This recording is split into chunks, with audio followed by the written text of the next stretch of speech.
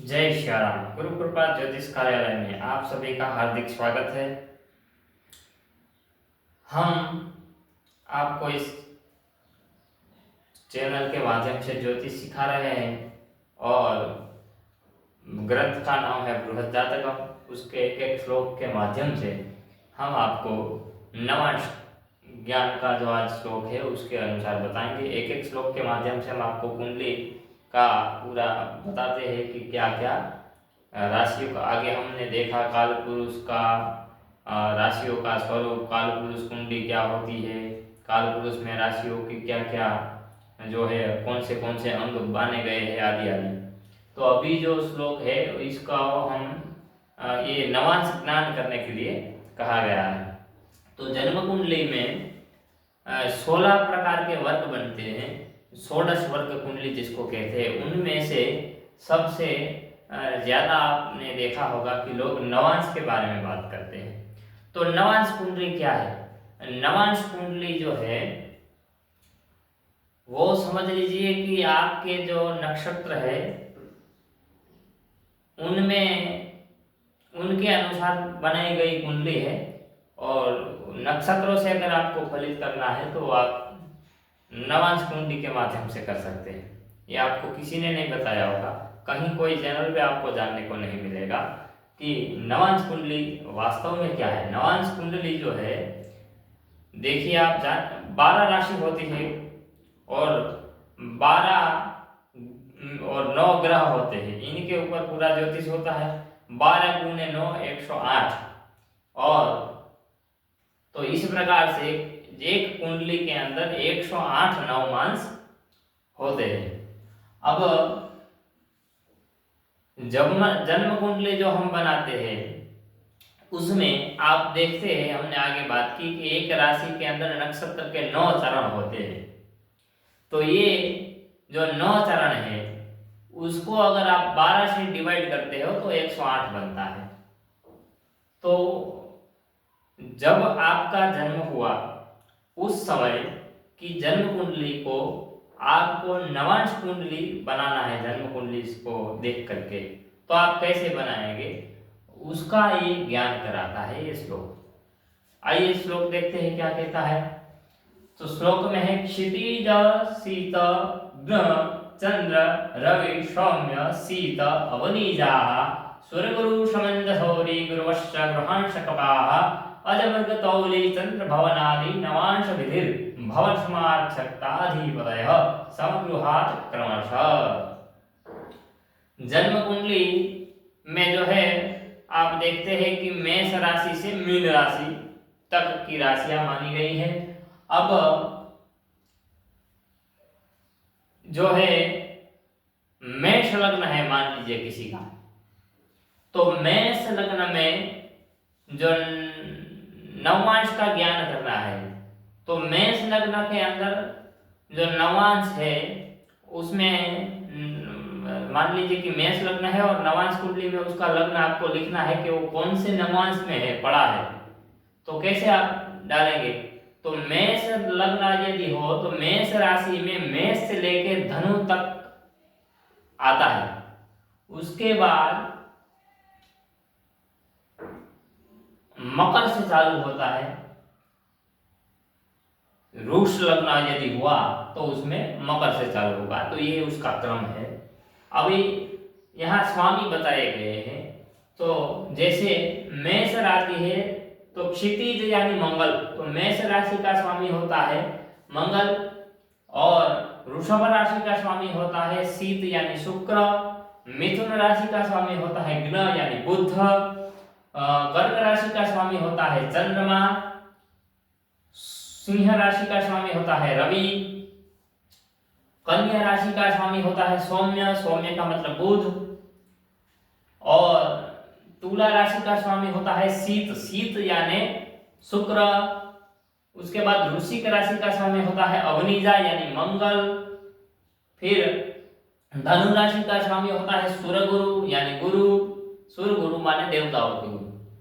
उसके बाद है मंद यानी धनु के बाद में मकर राशि, मकर राशि का स्वामी कौन? तो के शनि।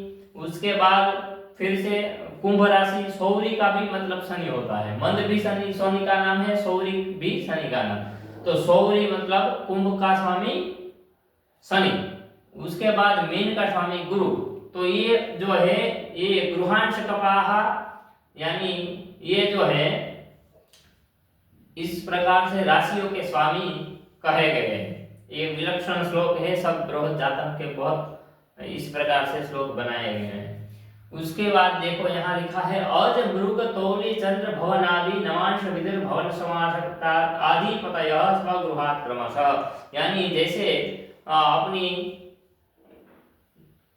जन्म कुंडली में जैसे राशियों के स्वामी ग्रह होते हैं, इसी प्रकार नवांश में भी उसी राशि के स्वामी वही ग्रह आते हैं। अब मेष राशि का यदि लग्न मेष राशि पहली राशि में मेष है तो उसके 9 भाग होंगे, और वो 9 भाग में मेष से लेके धनु तक आएगा। फिर यदि आप वृषभ लग्न है तो वो मकर से आरंभ होता है, और आप कन्या पे खत्म होकर के फिर से अगला जो लग्न है मिथुन, उसमें तुला से आरंभ होगा, और फिर अगला जो है वो कर्क से आरंभ होगा। तो इसी प्रकार फिर से यही क्रम चालू हो जाएगा। तो इसी प्रकार से जो नवांश कुंडली है उनकी नवांश का ज्ञान हमें प्राप्त होता है। इस श्लोक के माध्यम से हमें समझ में आता है कि यदि मेष लग्न होगा तो उसमें उसमें जो नवांश पढ़ेंगे वो धनु राशि तक पढ़ेंगे, और वो उसकी डिग्री के अनुसार देखना होता है हमें कि कौन सी डिग्री में पढ़ा है। तो ये राशि का नवमांश यानी एक राशि का नवम अंश, तो नवम भाग है। तो 9 भाग करने पर इस प्रकार से उसके क्रम बताए हैं, जिसके अनुसार जो लग्न होगा उसको इसी प्रकार से इसका क्रम जो है वो फिर से, अब मान लो हमने आपको जहाँ समझाया कर्क पे खत्म होता है, उसके बाद वाली जो लग्न पड़ेगी सिंह, उसमें मेष से फिर से आरंभ होगा। तो इसी प्रकार से ये आपको 12 लग्न के नवांश का ज्ञान हो जाता है।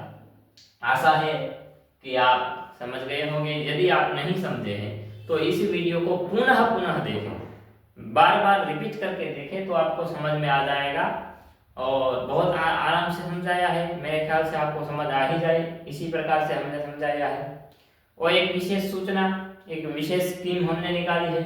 बहुत से लोग जो है ये सोचते हैं कि एस्ट्रोसेज आदि जो आजकल फ्री कुंडलियां बनाने वाली चीजें हैं, उनमें कुंडलियां बनाते हैं और अपना ग्रह को देखने की या अपना भविष्य को देखने की कोशिश करते हैं फ्री में, लेकिन उसमें वो कंफ्यूजन बढ़ जाता है, कुछ समझ में नहीं आता है और प्रॉब्लम हो जाता है।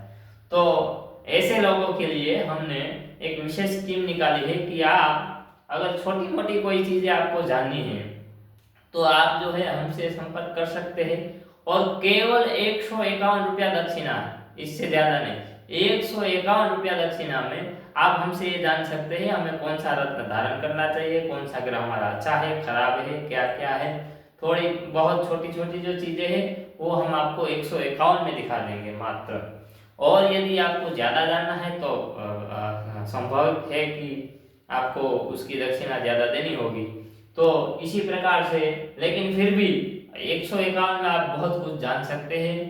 तो इसके लिए आपको हमारा जो व्हाट्सएप नंबर चैनल के डिस्क्रिप्शन बॉक्स में लिखा होगा उस पर आपको संपर्क करना है, और आपको वहां पेमेंट करना है। उसके बाद आपका जो भी प्रश्न है वो वहां रख देंगे तो हम आपको उसका उत्तर प्रदान करेंगे। समय लग सकता है लेकिन आपको उत्तर 100% मिलेगा। उत्तर हम देंगे ही देंगे, ऐसा नहीं करेंगे कि आपको लटका के रखे। अगर आपने पूरा प्रोसेस कंप्लीट कर लिया दक्षिणा तक का तो आपको जवाब मिलेगा ही मिलेगा। तो आशा है कि आपको ये समझ में आ गया होगा और ये स्कीम भी आपके लिए अच्छी साबित हो, ऐसा हमको लगता है। तो इस वीडियो को आप ज़्यादा से ज़्यादा शेयर करें, लाइक करें, सब्सक्राइब करें। शेयर करने का कारण इसीलिए कह रहा हूँ कि यदि लोगों को ऐसे कोई छोटे मोटे प्रश्न है जो कंफ्यूजन में है, नहीं जान पा रहे हैं, तो हमसे संपर्क कर सकते हैं और केवल 151 में अपना जो भी प्रश्न है वो जान करके अपना जो है निवारण कर सकते हैं। तो इसलिए कह रहा हूँ कि आप ज़्यादा से ज़्यादा शेयर करें। तो फिर समय मिलेगा फिर से वीडियो बनाएंगे। अभी तक के लिए जय सीताराम।